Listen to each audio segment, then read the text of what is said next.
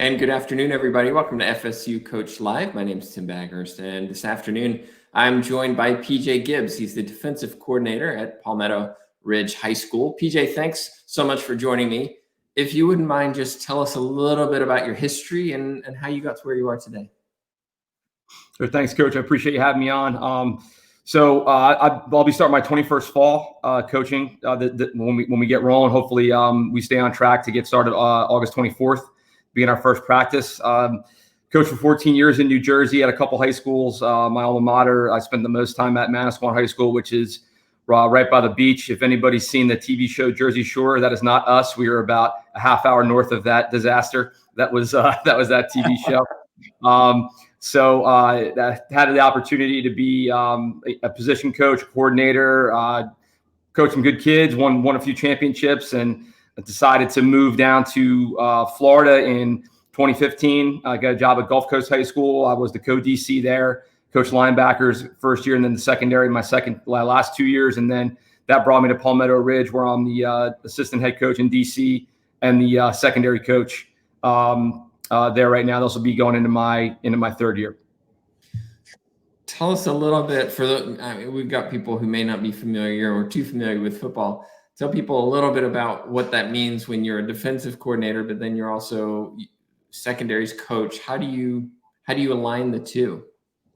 I think you have to, as far as the coordinator responsibilities, I mean, you're in charge of the defense. You're the head coach of the defense. So, you have to be, you give people roles. You need to delegate authority. You have to have guys that you trust that they're going to do their jobs. And, we have a very good defensive staff, guys that are very hardworking. And, I don't micromanage. I think that is a leadership style. I don't think you get very far with that. I think you lose guys, frankly, if you do that, because that means that they feel that you're not trusting them to do their job.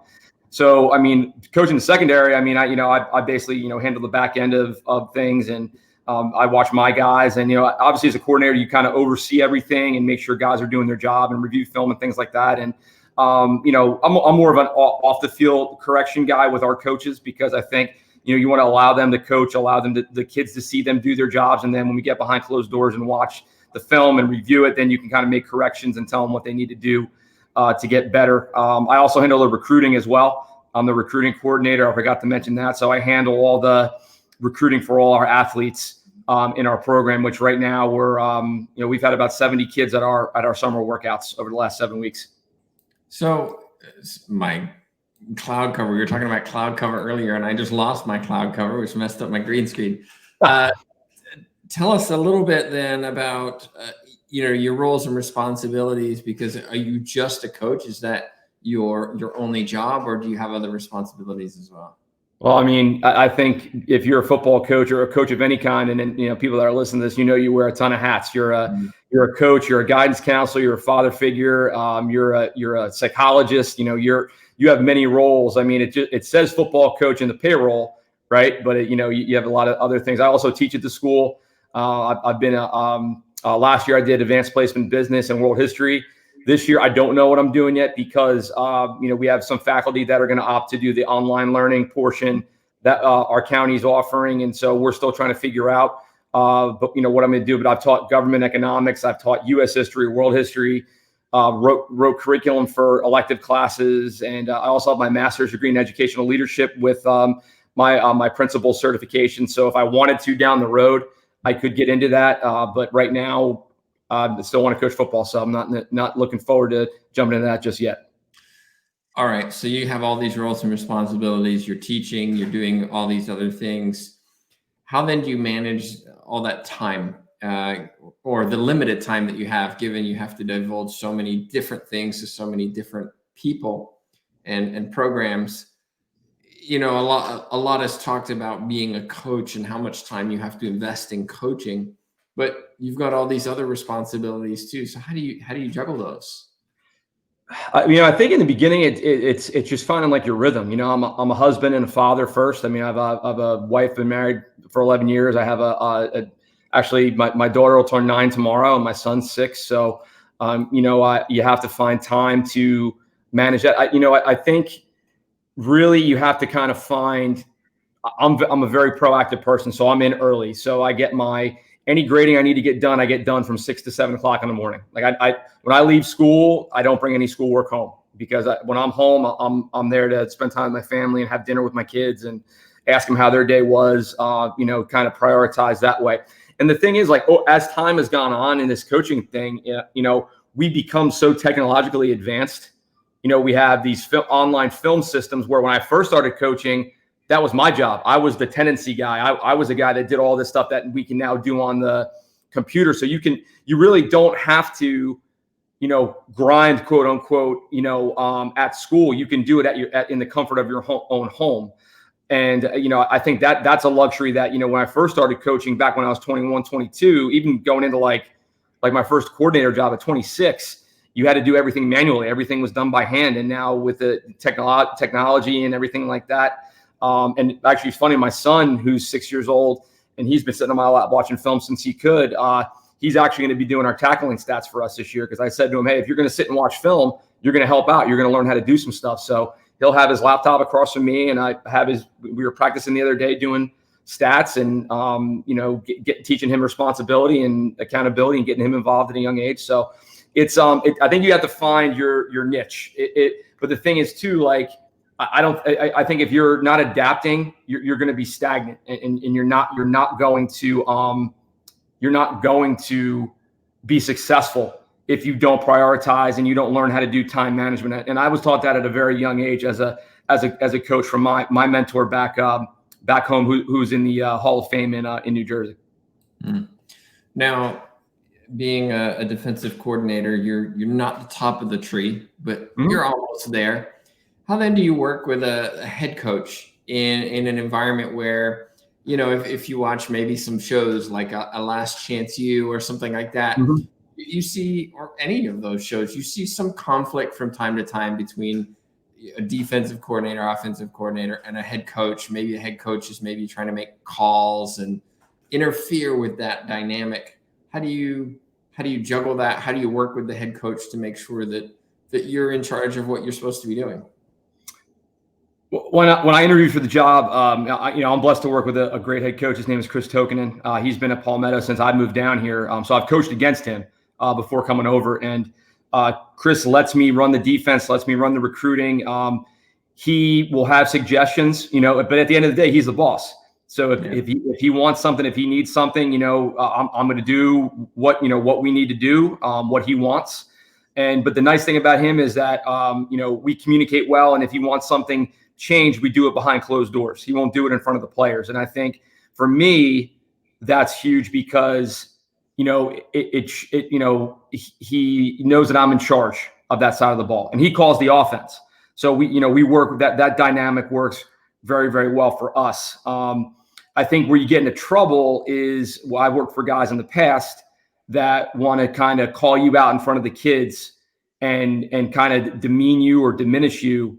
And it's one thing, like, we tell the kids all the time, like, you need to take constructive criticism. And as coaches, we do too. We're not perfect. We need to do things better. But I think there's ways of handling things. And I think that really shows your true character, how you handle adversity. And, pull a guy aside and say, hey, we need to do this, or, wait till you get inside and get behind, get in the office and review something and say, hey, maybe we should take a look at this, and not do it on the field where now you look disorganized and now you look like, you don't know what you're doing. So I've had both ends of the spectrum, but, Chris, for me, he allows me to just run my defense, and, we meet, in the off season and talk about what we're going to do. And I think the more proactive you are, the more meetings you have, the less questions you have, I think the better off you'll be, because if you have less questions, that means you have more answers. And I think if you have more answers, that's going to make that relationship better, at the end of the day. But like you said, like, if he has something he wants to do, he's the head coach, he's the boss. So you got to abide by it. And you may not agree with it, but guess what? That's not your job to agree or disagree with it. If that's what he wants, that's what we're going to do. Football is a unique sport in just the number of players that are involved, right? Number of positions, and just huge rosters. And within those rosters, you obviously have some very talented athletes. You also have some that maybe, make the team and warm the bench, so to speak. Mhm. Some are motivated, some are not. Some are talented, some are not. Some are talented but not motivated, and Yep. some are motivated but not talented. Have you found any way to kind of really get the best out of athletes? Is it a case of working with each one individually and finding what works for them, or do you have any strategies that you use maybe preseason to kind of really get everybody working on the same page?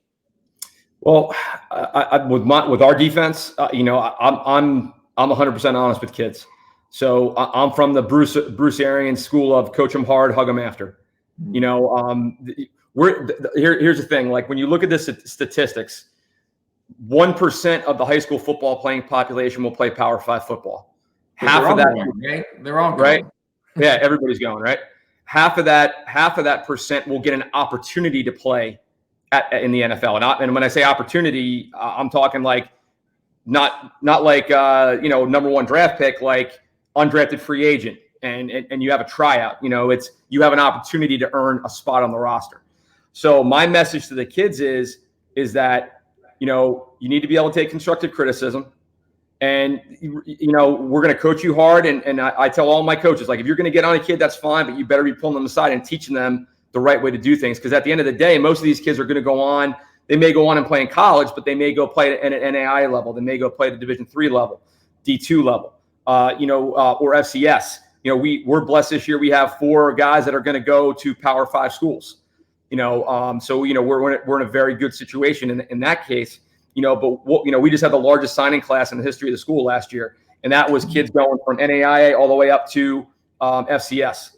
So I think to answer your question, as a cohesive unit, I was just talking to my kids about this on Thursday.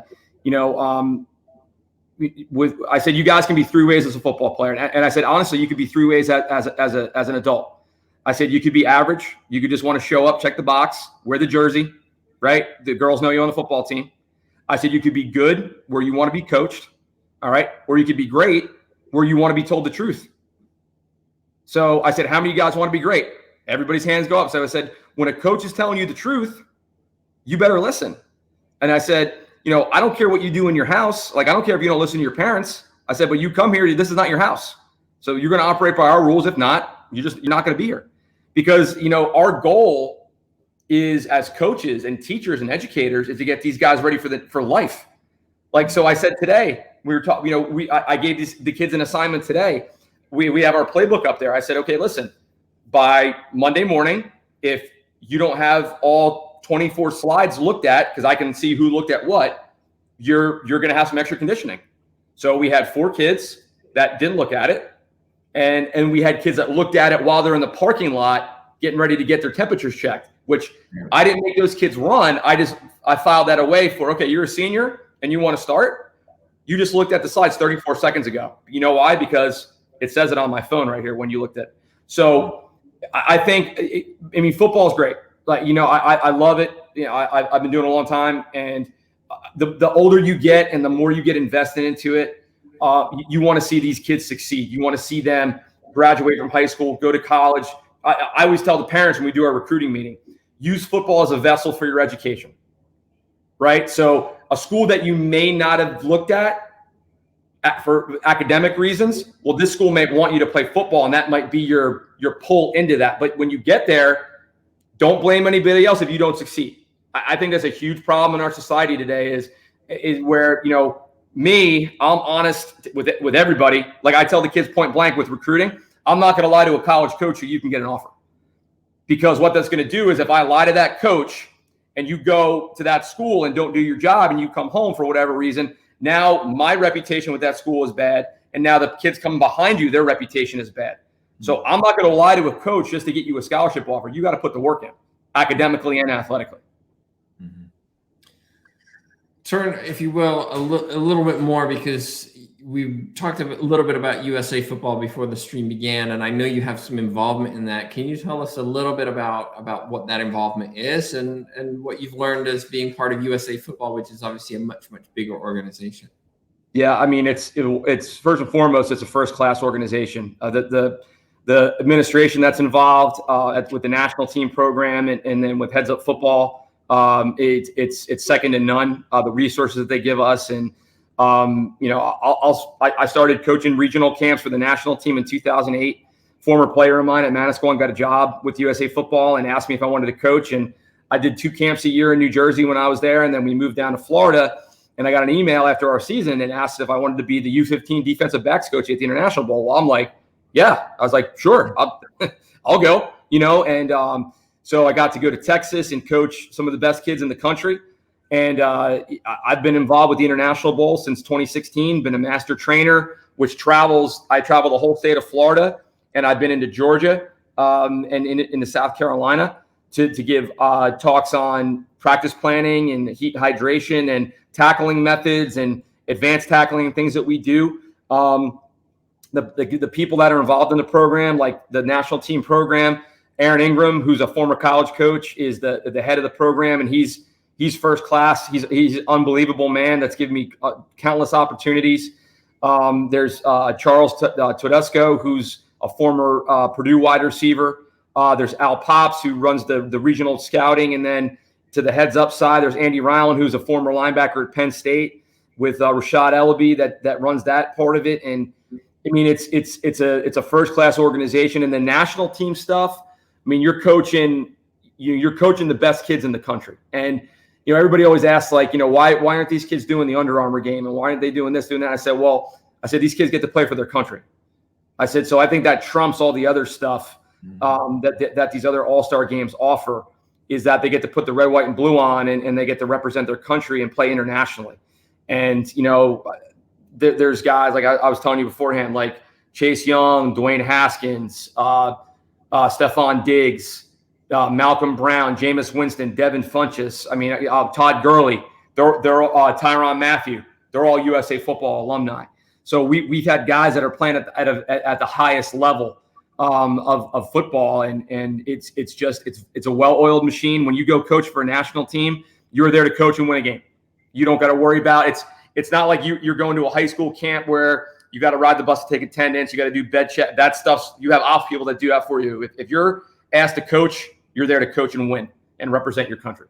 And it's a phenomenal organization, and they'll bounce back from this stuff, whatever they decide to do, and everything going on, because they had to cancel all the regional stuff. But right. It's a first class organization. I can't say enough good things about it. You've worked for a variety of different coaches through your football career, and you've obviously been around a lot of great coaches as part of USA Football. What have you learned? What are your takeaways from that would be valuable to others who are either looking to get into coaching or maybe move up as coaches? I think, I've been a head coach the last 3 years, so I've got to work with some great people. I think when you look at it from a head coaching perspective, it's like kind of like we were talking about before, like with the coordinator stuff, like be organized, trust your guys to do their job. If you have questions, ask. Don't be afraid to ask questions. And from an assistant coach standpoint, you got to understand your role. Like we're there with, like there's usually like 5 or 6 staffs that are out there, and you get to hear guys like Jason Mons, who's the head coach at Seguro High School in Arizona. And Jason's been the head coach there. He's won 6 state championships, had countless guys go to FBS programs. So to get the chance to talk to him and see how he does things, and he's a great offensive mind. So for me as a defensive guy, it's awesome to sit down and learn things from him. Guys like Billy Volk, who's out you get to work with guys all over the country, and you get to forge these relationships that are irreplaceable. Guys that just at a drop of a hat, you could text them and they're going to get back to you. And it's a really unbelievable fraternity. And it's a privilege. It's a privilege to be in this fraternity of just great guys. And we have some female coaches as well. Stephanie Balacco, she was an intern for the Pittsburgh Steelers with the defensive line. She coached this year. We've had Dr. Jen Summers speak to us, Kelly Brunson speaking that she works for the Browns now. And the game is just growing, and we're adapting with the game. And that's why the organization is so successful. Would you say then, based on that mentorship and networking and all of this is a big component? Oh yeah, no, I mean, no doubt. And, you know, we've done a lot of these Zooms, right? You know, a lot of this online stuff over this quarantine period. And we've got guys that just lean on each other. I've gotten text messages from a bunch of guys. Hey, we like what you're doing defensively. Do you mind taking time to Zoom with the defensive staff?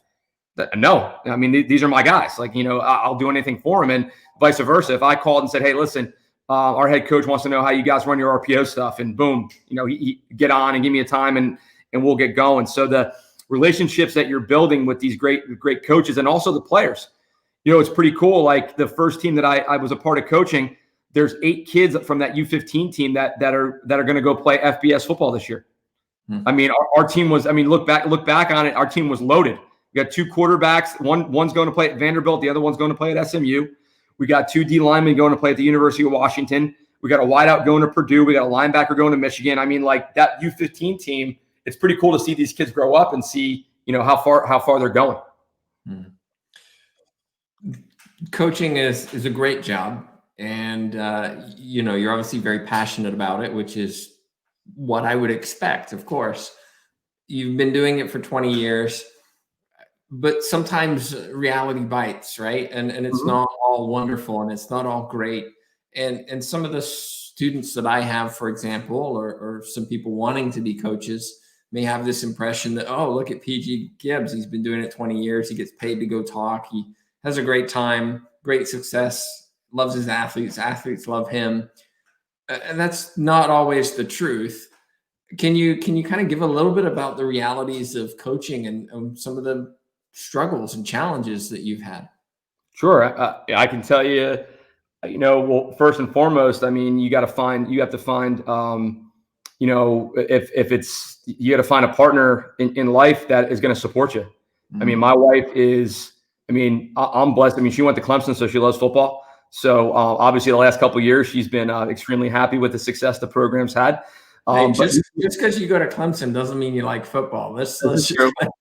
This is true. But I think it all starts at home. I think Ronald Reagan, when he was president, said everything starts at the dinner table, right? So, how you raise your kids and the relationships you have. So, you have to have a support system, somebody that's going to believe in you. And it also depends on, where you're coaching. So like in Florida, we don't get paid very well as high school coaches, but yet if you go coach in Georgia or Texas, you're talking like close to 6 figures to coach. You know what I mean? So, that, and the cost of living is less, so now you're talking about, monetarily speaking, you don't run into issues, but, we struggled. I would lie. I'd be lying to you if you say we didn't struggle. I mean, I was working, because I wanted my wife to stay home and raise our kids before they went to school, and I didn't want to pay for daycare because then my money's going to daycare. My money, instead of my money coming to our family, it's going to somebody else to watch our kids. And I didn't want that. I wanted our kids to be raised by us. And listen, whatever works for everybody works for everybody. I mean, at the end of the day, if you want to go out and work and pay for daycare, that's up to you. We didn't want to do that. But, I was teaching, coaching. I was, the weekends, I was waiting tables at the restaurant up the street and making $200-300 a weekend to help pay for bills. And then, when we first moved down here, I was bar backing at a sports bar on the weekends in between watching film and game planning and breaking film down. So it's not all sunshines and rainbows. So you're going to have struggles, especially, I took a $30,000 pay cut moving down here from New Jersey, so, but everything's relative. Like there's no sales, it's income tax here. So I'm getting 6% of my salary. My property taxes are only going up 1% a year max, where in New Jersey, they were going up $1,500, $2,000 a year, because the township could do that and there's nothing we could do about it. So yeah, and I think the longer you're in it, I think you kind of see the reality of things. Like you kind of understand, like, I was very superstitious as a young coach. Had to eat at the same place on Friday night, had to wear the same T-shirt, had to have the same breakfast. When we went scouting on Friday night, because we play Saturday afternoons, we didn't have lights at our field. So I had to go to the same place to get my turkey. I had to go to the Four Winds restaurant to have a turkey club sandwich. And then we had to go to the Princess Marina Diner for breakfast on Saturday morning. So, and you look at things differently, it's like, oh, we lost because I didn't have the right breakfast, or, now as an older coach, we need to tackle better. We need to study our playbook. We need to, I come home, from a game that it was a close loss, and my wife will be waiting up for me, and she's like, "Well, what happened?" I was like, "We didn't execute. Like, it is what it is. There's no mystery to it. Football still comes down to who can block better and who can tackle better. It's not that you didn't have the turkey club sandwich or you didn't have the pancakes with the syrup, but that's all part of the experience. It's all part about growing up in the profession, and you finding good mentors. I was blessed to work for 2 Hall of Fame head coaches in New Jersey, and I learned a lot from both of them. And the assistants were guys that coached me or guys that I played with, and but yeah, it's a struggle, especially when you put a couple kids in the mix, and you got to put food on the table, and like I tell my players, like, the bills don't care. The mortgage doesn't care, the rent doesn't care, the food bill doesn't care, the electricity, that stuff needs to get paid. So you're going to get out of life what you put into it. So I go back to that average, good, or great. Like that's kind of like our message to the kids. That's great. If somebody does have a question, maybe they weren't able to get on the chat right now, or wants to ask you one later, what's the best way for them to reach you? They can just send me a direct message on Twitter. It's real easy. It's at Coach PJ Gibbs. I think you tagged me in a tweet yesterday, about the interview and stuff. And yeah, I'm more than happy to, Zoom with somebody, or just email, or just send me a message. And because, as coaches, we've all been through, especially if you've been doing this for a long time, you've been through some situations that you can just lend advice. And at the end of the day, you're going to make your own decisions. And it's kind of like what I look for in a mentor. Like Coach Don Brown at Michigan. I've known Coach for over 15 years. And why I've stayed so close to him is because I can text him at any time of the day and he's getting right back to me. Or when he's down here recruiting, we're going out to dinner and we're talking football, asking about our families. And, that's the kind of stuff that's irreplaceable to me, because here's a guy that's a defensive coordinator at a Power 5 school, one of the best programs in the country. Yet I think I've Zoomed with him like 8 times over this pandemic. And it's good. If you can latch onto somebody like that, it'll help your transition tremendously. Well, thank you so much for joining us and sharing a little bit about your experiences. And of course, if any of you watching haven't yet liked, subscribed, followed the YouTube channel, be sure you do so that you get notification when we do go live with more guests. But PJ, thank you for joining me. Thank you for sharing your experiences. And I do hope people will reach out and ask questions. No, Coach, I appreciate it. Thank you so much.